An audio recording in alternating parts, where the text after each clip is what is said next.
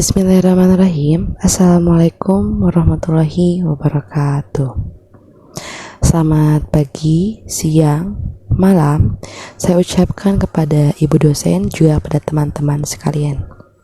Alhamdulillah, pada kesempatan kali ini saya berkesempatan untuk memaparkan materi tentang keterampilan dasar konseling. Yang pertama ini adalah pengertian konseling.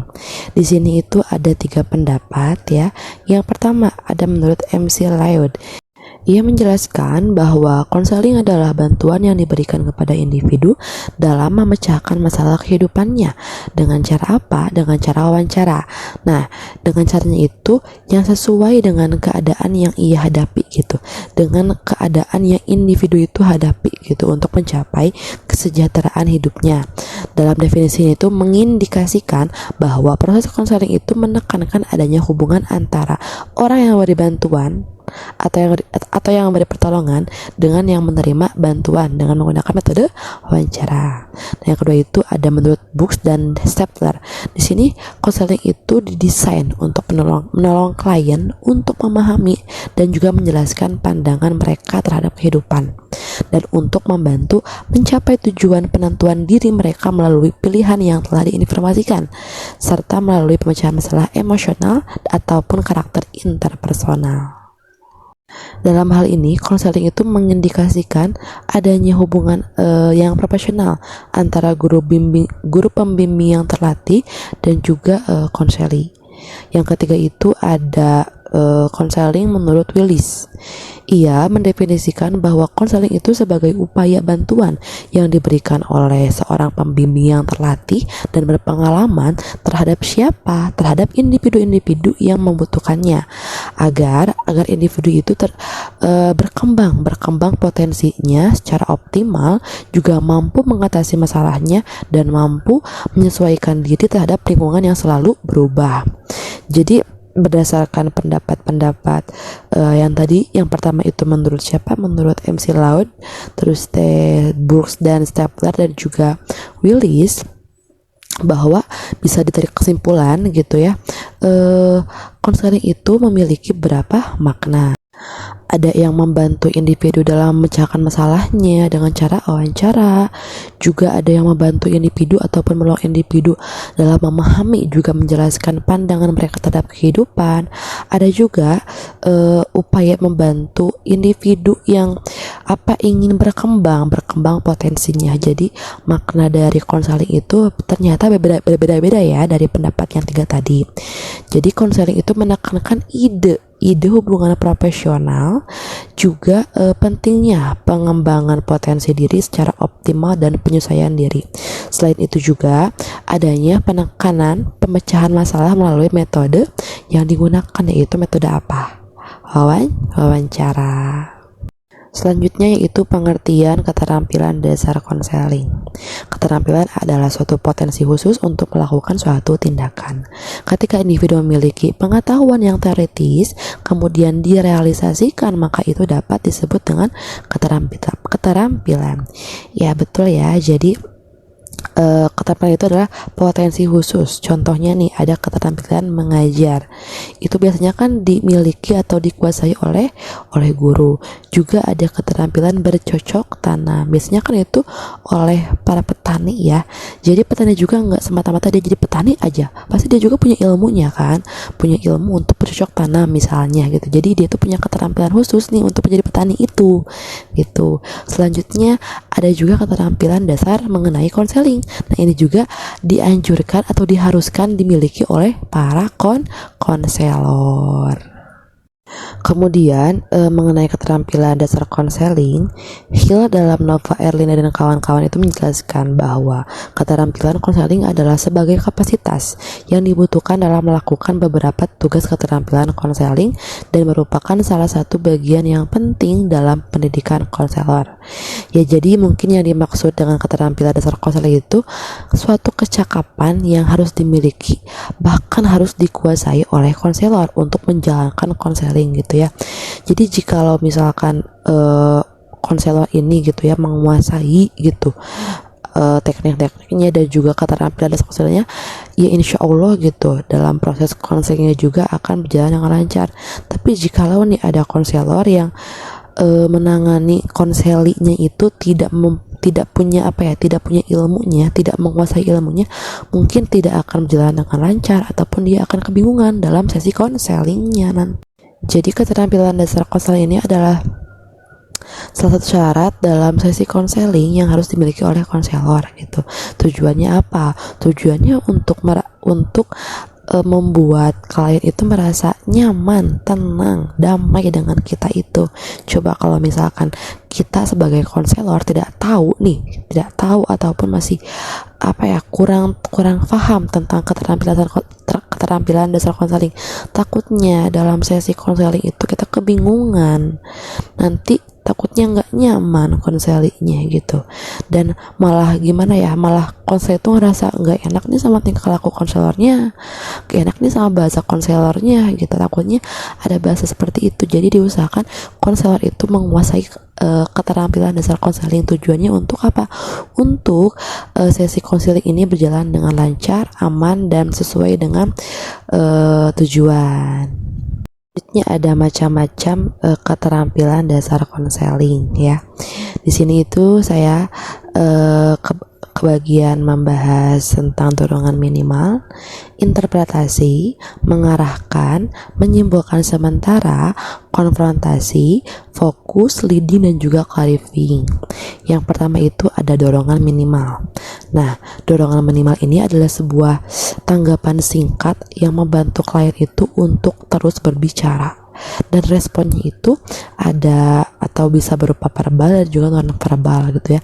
Jadi pendorong ini itu adalah sebagai ekspresi verbal ataupun non verbal yang dapat digunakan konselor untuk mendorong klien untuk terus berbicara. Contoh dalam respon verbal itu mungkin saat klien bercerita, kita itu bisa menggunakan kata kayak cerita nih langsung oh gitu.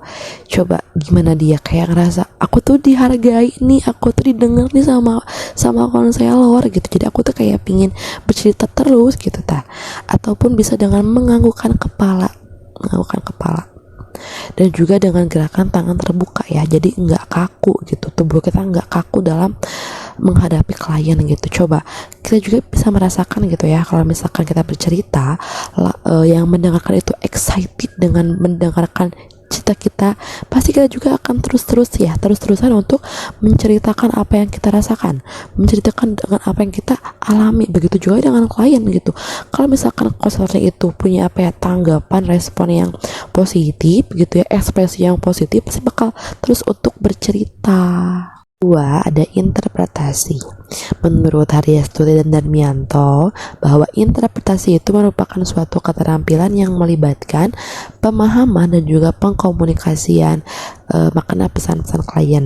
Sedangkan menurut Thohirin, interpretasi ini merupakan usaha konselor untuk apa? Untuk mengulas pikiran, perasaan, dan perilaku atau pengalaman klien berdasarkan atas teori-teori tertentu. Penggunaan interpretasi ini bertujuan untuk apa? Untuk membantu klien untuk lebih memahami lagi tentang dirinya gitu. Dalam interpretasi ini, konselor itu bisa menggunakan modalita kayak sepertinya Anda gitu, kayaknya dari pernyataan Anda tadi, Anda ini akan mengatakan seperti ini gitu, lalu dilihat dari perilaku Anda, sepertinya Anda apa gitu. Selanjutnya ada mengarahkan. Pengarahan ini adalah teknik yang digunakan oleh konselor untuk mengarahkan pembicaraan dari satu hal ke hal yang lain secara langsung. Teknik ini juga sering disebut dengan teknik bertanya, karena dalam penggunaannya banyak menggunakan kalimat-kalimat tanya gitu, seperti bagaimana, apa, kenapa. Itu kan kalimat itu ada kata tanyanya, dimana kalau dilanjutkan itu jadi menjadi kalimat tanya. Tapi di sini ya, tentang mengarahkan, saya itu lebih kayak sama gitu, hampir sama dengan leading gitu. Jadi mungkin dalam mengarahkan ini saya itu mengambil definisinya atau pengertiannya, nanti saya lanjutkan kembali untuk tujuan dan juga contohnya di leading. Oke, selanjutnya itu ada menyimpulkan sementara. Menyimpulkan itu bisa diartikan dengan merangkum ya. Ya, merangkum ini merupakan teknik merespon oleh konselor dalam memadukan uraian pernyataan klien menjadi satu kesatuan atau keutuhan tema atau topik dari sesi-sesi konseling gitu ya. Dari judul juga udah jelas ya, menyimpulkan sementara, berarti baru sementara kan, belum sepenuhnya gitu.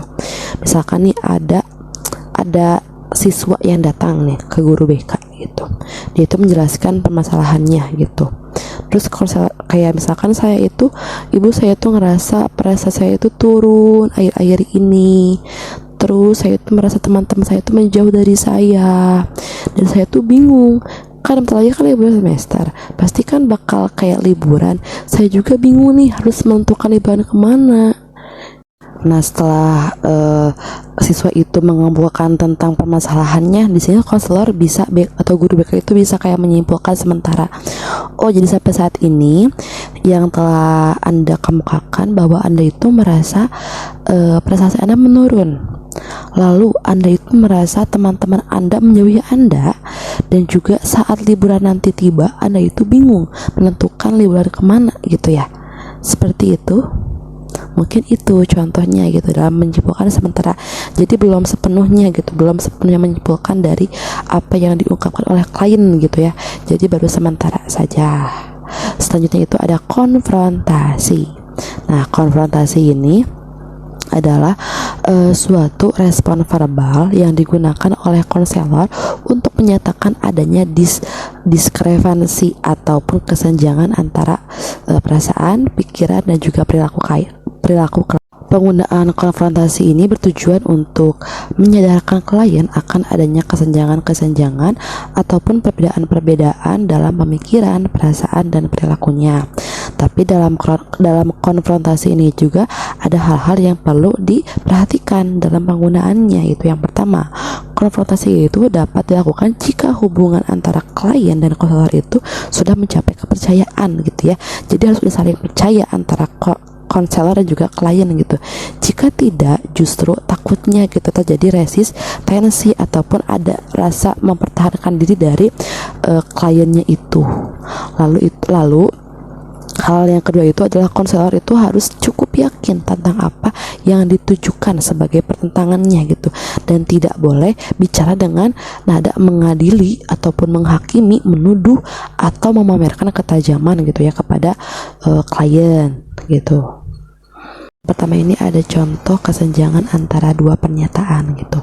Misalkan ini ada yang cerita atau curhat, misalkan kayak gini, aku tuh kesal sama dia, aku itu marah ke dia, aku tuh benci sama dia gitu, karena dia itu menyebalkan gitu. Berhenti sejenak, tapi aku itu gak mau kehilangan dia. Tuh, dia itu membuat dua pernyataan ya, dalam hati cenah marah, cenah kesal, cenah benci, tapi kok gak mau kehilangan dia gitu. Tapi konselor atau sebagai sebagai konselor itu bisa meresponnya tuh seperti ini. Tadi kamu bilang katanya kamu itu kesal sama dia, kamu itu marah, kamu itu benci, tapi kamu juga bilang kamu itu tidak mau kehilangan dia. Seperti itu. Lalu contoh yang kedua itu ada kesenjangan antara pernyataan dan juga tingkah laku non verbal. Misalkan nih dalam sebuah konseling itu kan biasanya konselor itu kan menanyakan keadaan, misalkan kayak gini, bagaimana keadaannya hari ini? Terus dia menjawab, baik bu. Tuh. Dia mengatakan baik tapi dengan keadaan yang tidak baik gitu. Nah, konselor tuh bisa merespon dengan ini, tadi kamu mengatakan kamu baik-baik saja, tapi saya lihat kamu tidak semangat. Apakah kamu yakin dengan pernyataan yang kamu ungkapkan? Apakah kamu yakin dengan keadaan kamu sendiri? Nah, bisa dengan menjawab atau merespon seperti itu. Jadi dia itu bilang baik, tapi dengan nada yang kurang semangat dan nada yang lesu. Jadi tidak meyakinkan gitu bahwa dia itu sedang baik-baik saja. Selanjutnya yang keenam itu ada fokus. fokus. Fokus itu adalah keterampilan yang memperkaya pemahaman kita tentang klien dan latar belakang mereka, plus juga mengingatkan kita akan kerumitan yang masing-masing dihadapi dalam membuat keputusan di dunia yang penuh tantangan gitu ya. Seperti dengan judulnya fokus, berarti konselor itu harus fokus. Selain fokus kepada klien, misalkan ya kepada kliennya itu, konselor juga perlu fokus pada masalahnya, perlu fokus pada tema gitu yang dibawakan oleh klien tersebut. Misalkan dia itu punya masalah di pekerjaan, mungkin bisa fokus ke masalahnya itu dengan menanyakan, coba ceritakan lagi lebih banyak tentang tentang mengapa Anda ini dipecat misalkan dalam pekerjaannya. Bisa salah satu contoh dalam fokus terhadap masalah ataupun tema. Jadi selain fokus sama kliennya, konselor juga fokus pada masalahnya ataupun tema yang dibawakan oleh klien tersebut. Selanjutnya itu ada leading. Leading itu yang tadi saya jelaskan hampir sama dengan mengarahkan ya. Nah, sekarang saya akan memaparkan mengenai tujuannya. Jadi penggunaan leading itu bertujuan untuk mendorong klien untuk merespon pembicaraan dalam proses konseling, terutama pada pembicaraan awal, dan juga mengeksplorasi isi pembicaraan klien dengan faktor-faktor lain yang signifikan gitu ya. Jadi leading ini adalah teknik atau keterampilan digunakan oleh konselor untuk mengarahkan pembicaraan klien dari satu hal ke hal yang lain secara langsung ya, sama seperti tadi yang dijelaskan dalam mengarahkan gitu ya. Kan sempat disebutkan ya bahwa teknik ini itu sering disebut dengan teknik bertanya gitu ya, karena dalam teknik ini itu lebih banyak menggunakan kalimat-kalimat tanya gitu. Misalkan kita menggunakan kata tanya apa, coba apakah yang kamu alami tentang permasalahan kamu, apakah ada dampak negatif dengan permasalahan yang kamu alami. Kan itu kan bisa membuat membuat klien itu kan berbicara gitu, terarah kan. Kalau misalkan kita itu tidak mengarahkan ya mungkin klien akan bingung harus kayak gimana nih, aku harus mulai dari mana nih berceritanya. Tapi kalau misalkan kayak konselornya menanyakan, ada pertanyaan tentang apakah yang kamu rasakan, apakah yang kamu alami, kan otomatis klien juga bakal menceritakan tentang pertanyaan kita gitu, nggak akan kemana-kemana gitu. Contoh lain mungkin dengan kata tanya bagaimana ini bisa terjadi, coba jelaskan, coba ceritakan. Pastikan klien itu bakal menceritakan tentang bagaimana kejadian itu bisa terjadi gitu. Jadi kita tuh mengarahkan klien untuk bercerita gitu, untuk tahu nih kemana arahnya cerita gitu. Coba kalau misalkan kita sok cerita, kamu punya masalah apa, ya pasti kan kayak bingung klien itu harus mulai dari mana ceritanya. Tapi kalau kita mengarahkan dengan beberapa pertanyaan, ya mungkin klien juga bakal menjawab dengan menjawab sesuai dengan pertanyaan yang kita tanyakan kepada klien tersebut. Dan yang terakhir itu ada clarifying ataupun klarifikasi. Nah, ini itu adalah teknik yang digunakan untuk mengungkapkan kembali isi pernyataan klien dengan menggunakan kata-kata yang baru dan juga segar. Tujuannya supaya klien itu dapat menyatakan pesannya, yaitu perasaan, pikiran, pengalaman dengan jelas dan juga alasan yang logis, dan dapat mengilustrasikan perasaan dengan cermat gitu ya. Jadi penggunaan klarifikasi ini bertujuan untuk mengungkapkan isi pesan utama yang disampaikan oleh klien dan untuk memperjelas atau mempertegas isi pesannya. Ini tuh biasanya pakai modalitas seperti pada dasarnya, pada intinya, pada hakikatnya, seperti itu. Nah, saya di sini ada contoh kasus mungkin ya. Contoh yang pertama, misalkan konseli ini cerita, saya tuh bingung, saya itu setiap melakukan sesuatu itu selalu aja tidak disetujui oleh orang tua saya. Setiap saya mau ini itu pasti saja selalu harus mengikuti apa yang mereka mau gitu ya. Ya saya juga bukan boneka gitu yang harus diatur-atur sama orang tua gitu, kata konseli. Nah, konselor itu bisa menggunakan kata-kata klien tapi dengan bahasa lain gitu. Jadi pada dasarnya Anda itu kurang suka ya dengan sikap orang tua Anda gitu, yang suka mengatur Anda. Nah, mungkin bisa seperti itu bahasanya. Jadi mengulang kembali pernyataan klien tapi dengan bahasa yang baru gitu ya, dan juga lebih ke intinya gitu. Lalu contoh yang kedua, misalkan ini tuh ada yang cerita lagi nih, seorang siswa. Saya itu rencana setelah keluar kuliah itu mau buka usaha kecil,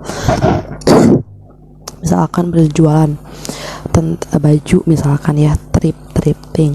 Tapi orang tua saya itu lebih menginginkan saya itu bekerja kantoran gitu, karena biar lebih terjamin saja gitu. Jadi saya itu ya bingung gitu, saya pinginnya A tapi orang tua saya pinginnya B.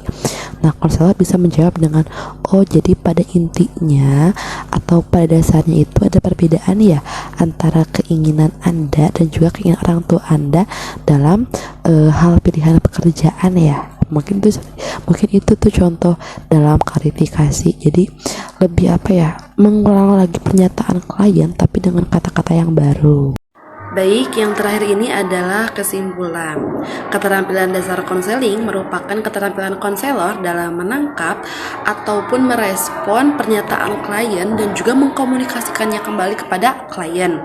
Lalu dalam layanan konseling individu, konselor itu harus mampu menerapkan keterampilan dasar konseling, karena itu sangat berpengaruh terhadap keberhasilan konseling gitu. Sebelum menerapkan, tentunya konselor itu harus mengetahui, memahami, juga menguasai akan keterampilan dasar konseling.